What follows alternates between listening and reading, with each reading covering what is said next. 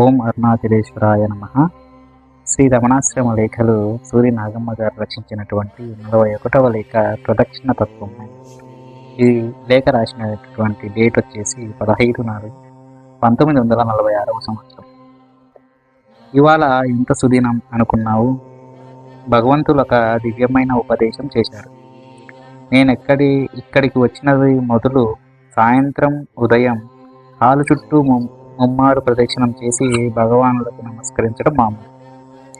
ఈ ఉదయం 8 గంటలకు యథాప్రకారంగా ప్రదక్షిణ చేస్తూ ఉంటే ఏదో అలౌకికమైనటువంటి వాణి భగవాన్ ముఖస్థలం పైన వెడలి వేణువల్లే నా చెవులకు సోకిందనమాట.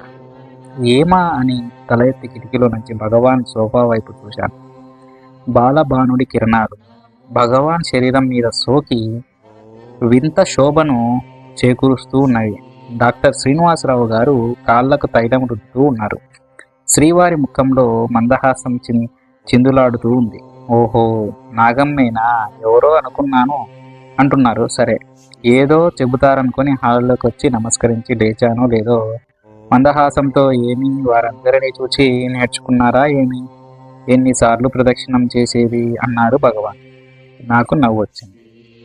కానీ ఎన్నిసార్లని అడగడం వల్ల 3 సార్లు అన్నారు. సరే ఇక చాలును, మీరు చేస్తే అంతా చేస్తారు, అదొక ఉపద్రవం, వారికి వద్దని చెప్పాను, మీకు కూడా చెబుతున్నాను. ఏమి అన్నారు భగవాన్. దానికేమీ వద్దంటే మాంతాను అని కూర్చున్నాను. భగవాన్ వైపు నా వైపు చూచి, అదిగో వారంతా హాలు చుట్టూ తిరుగుతూ ఊరికే ప్రదక్షిణం చేస్తూనే ఉంటారు, ఎందుకది? నిన్ననే వారందరికీ వద్దని చెప్పాను. నాగమ్మ కూడా ప్రదక్షిణం చేస్తున్నదే, ఆమెకు మాత్రం చెప్పవద్దా అని అనుకుంటారని మీకు చెప్పాను అని చెప్పి వెనుక అందరికీ బోధగా ప్రదక్షిణాన్ని గురించి ఈ విధంగా బోధించారు భగవాన్ గారు. ప్రదక్షిణ అంటే ఏమిటి? పరిభ్రమతి బ్రహ్మాండ సహస్రాని మహేశ్వరే కూటస్థాఖిల రూపేస్మిన్ ఇతి ధ్యానం ప్రదక్షిణం అని కదా శంకర్లు చెప్పారు. మీరు హాలు చుట్టూ తిరగడం చూస్తే అందరూ ఇలాగే చేయాలి కాబోలు అనుకొని కొత్త వారంతా కోవెల చుట్టూ తిరిగినట్లు తిరగడం ప్రారంభిస్తారు. ఎందుకది? శంకర్లు దేనిలో రాసినారన్నమాట అన్నారు ఒక భక్తుడు. పరాపూజ, ఆత్మపూజ అని పూజలు 2గా రాశారు వారు. ఆ 2 కలిపి రాసి పరాత్మ పూజ అని నేను పేరు పెట్టాను. ఈ శ్లోకం దాంట్లో ఆ భావమే తీసుకొని అరవంలో భుభగీతాకారులు ఇంకా వివరంగా చెప్పారు చూడండి అని భగవాన్ ఆ పుస్తకం తెప్పించి చదివి చెప్పారిట్లా. ఓ ఈశ్వర, నిన్ను ప్రదక్షిద్దామని బ్రహ్మాండ కోట్లు తిరిగాను, ఎక్కడా నీవే నిండి ఉన్నావు, నిన్నెట్లా చుట్టి వచ్చేది?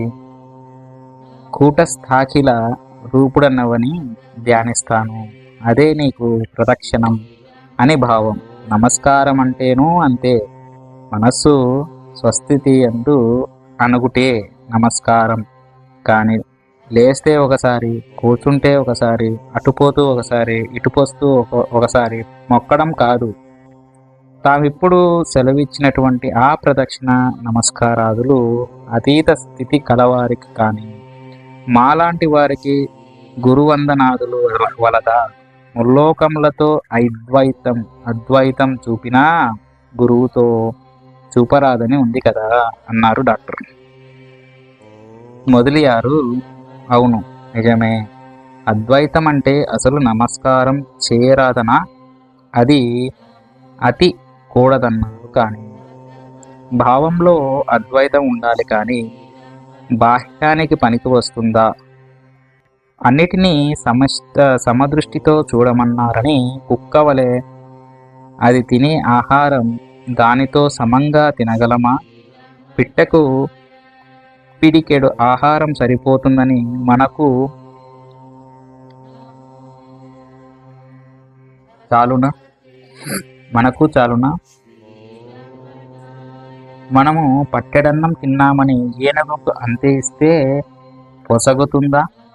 అందువల్ల భావమందు అద్వైతం ఉంచుకొని బాహ్యానికి లోకాన్ని అనుసరించి వర్తించాలి. జ్ఞానికి కష్టసుఖాలేవి సోకనప్పటికీ పరుల కోసం అన్ని కార్యాలు చేస్తాడు. కూలికి గుండె బాదుకొని ఏడ్చేవారు వలె అంతే, వారికేది అంటదు అన్నారు భగవాన్. కూలికి గుండె బాదుకోవడం అంటే ఏమిటి అన్నారు ఒకరు. పూర్వం ఒక ఆచారం ఉండేది. ఇంట్లో ఒక వృద్ధు గతించారనుకోండి, ఇంటి వారికి ఏడుపు రాదు. అయితేనేమి, మరణించినందుకు ఎవరో ఒకరు ఏడ్చి తీరాలి. అది ఆచారం. కూలికి పని చేసినట్లు డబ్బు తీసుకొని ఏడవడం ముక్తిగా ఏర్పరచుకున్నారు ఉండేవాళ్ళు.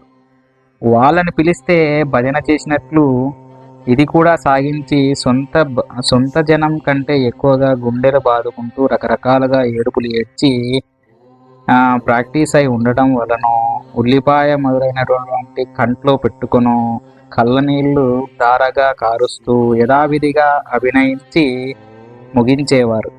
అలాగే ఎదుటివారి చిత్తవృత్తికి తగినట్లు తాను కూడా క్రమం తప్పకుండా జ్ఞాని వర్తిస్తాడు. ఏ పాటకు ఆ తాళం వేస్తాడు. అన్నీ బాగా అభ్యాసం చేసి ఉండడం వల్ల ఏది వారికి కొత్త లేదు. ఎవరెలా పిలిస్తే అలా వెతుకుతాడు. ఏ వేషం కావాలంటే ఆ వేషం వేస్తాడు.